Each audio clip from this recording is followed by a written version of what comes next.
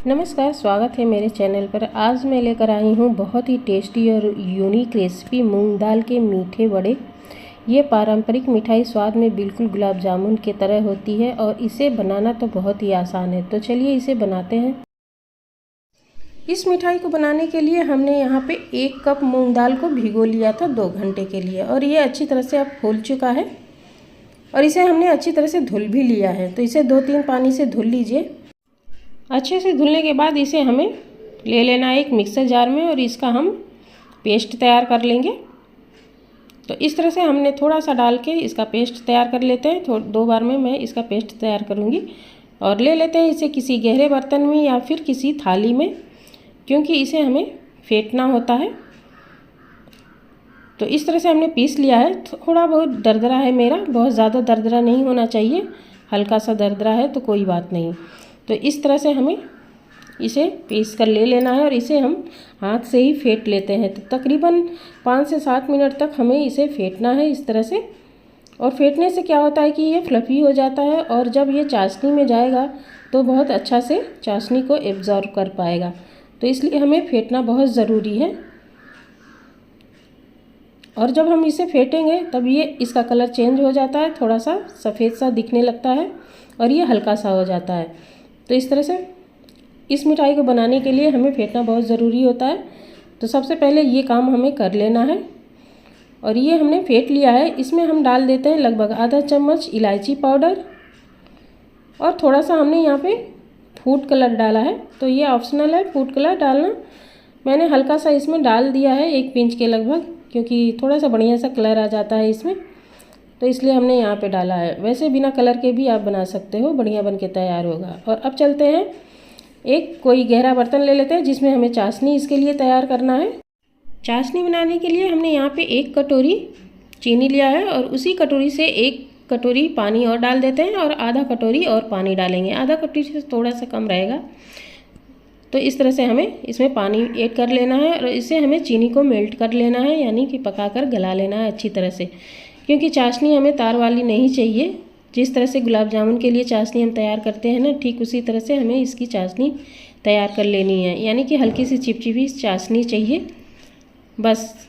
तो चेक कर लेते हैं हमारी चाशनी तैयार है कि नहीं।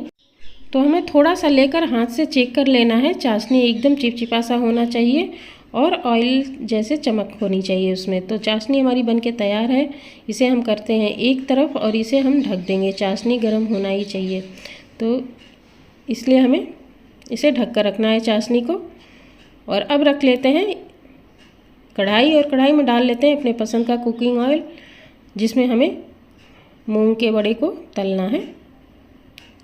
तो इसमें हम डाल लेते हैं ऑयल और इसे गर्म होने देते हैं। जैसे ही गर्म होगा हम चेक कर लेंगे थोड़ा सा बैटर डाल के। तो मैंने इसमें डाल के देख लिया है, अच्छी तरह से तेल हमारे गर्म हो चुके हैं। बहुत ज़्यादा हाई फ्लेम पे इसे हमें नहीं तलना है, मीडियम फ्लेम करके ही हमें इसे तलना है।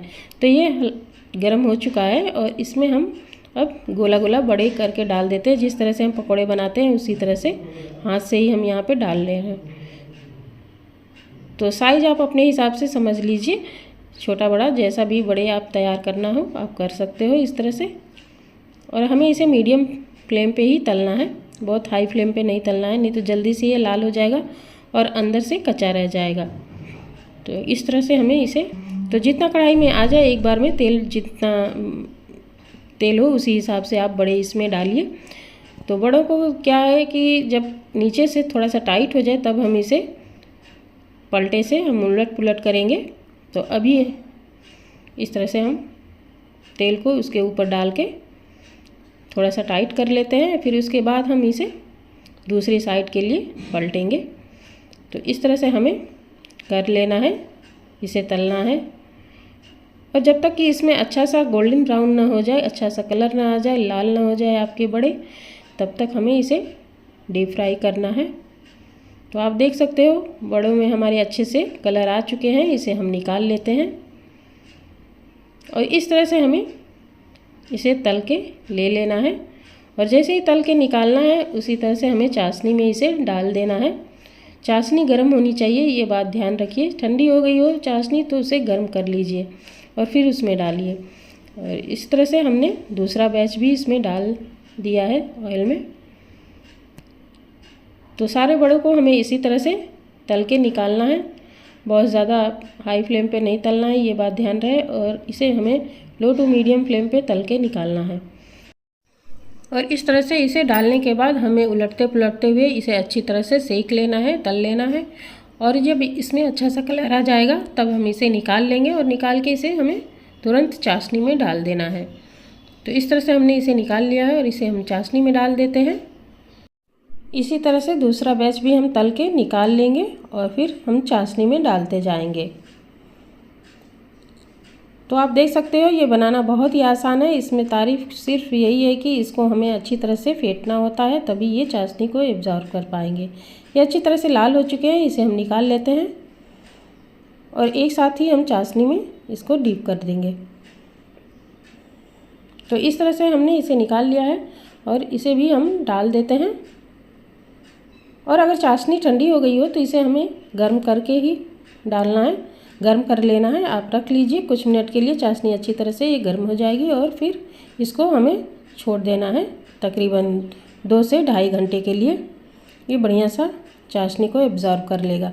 तो इस तरह से हमने सारे बड़े को बना के तैयार कर लिए हैं। इसे हम ढक देते हैं तकरीबन 2 घंटे के लिए, ऐसे ही छोड़ देंगे। और उसके बाद हमें इसे चेक कर लेना है, यानी कि खोल के देखेंगे। तो 2 घंटे के बाद आप देख सकते हो साइज़ भी कुछ बड़े हो गए हैं और ये चाशनी को अच्छी तरह से एब्जॉर्ब कर चुके होंगे। तो इसे हम सर्व कर लेंगे एक प्लेट में और फिर हम देखेंगे कि चाशनी को इसने एब्जॉर्ब किया है कि नहीं। तो ले लेते हैं अभी इसे हम प्लेट में। और आप देख सकते हो इसमें अच्छी सी शाइनिंग भी आ चुकी है बड़ों में। तो जब चाशनी को ये एब्जॉर्ब कर लेता है तो ये इन बड़ों में क्या होता है कि चाशनी जब सोख लेता है तो ये थोड़े से चमकने लगते हैं और आपको खुद ही लगते हैं कि ये बड़े जो हैं हमारे काफ़ी सोख के सॉफ्ट हो चुके हैं। तो ये बहुत ही बढ़िया से सॉफ्ट भी हो चुका है और चाशनी को एब्जॉर्ब भी कर चुका है। तो फ्रेंड्स, ये मिठाई बहुत जल्दी घर पे बन के तैयार हो जाती है। तो अगर वीडियो आपको मेरी अच्छी लगती हो ज़रा सा भी तो इसे लाइक ज़रूर करिए। चैनल को हमारे अभी तक आपने सब्सक्राइब नहीं किया तो प्लीज़ इसे सब्सक्राइब भी कर लीजिए। और इस तरह से हमने इसे एक प्लेट में सर्व कर लिया है। आप देख सकते हो ये देखने में भी बहुत अच्छा लगता है और इसे खाकर आपको गुलाब जामुन वाली फीलिंग आएगी। तो इस तरह से आप इसे बनाइए और इसे सर्व करिए। मिलेंगे अगले वीडियो में एक अलग डिश और रेसिपी के साथ। तब तक के लिए goodbye and take care.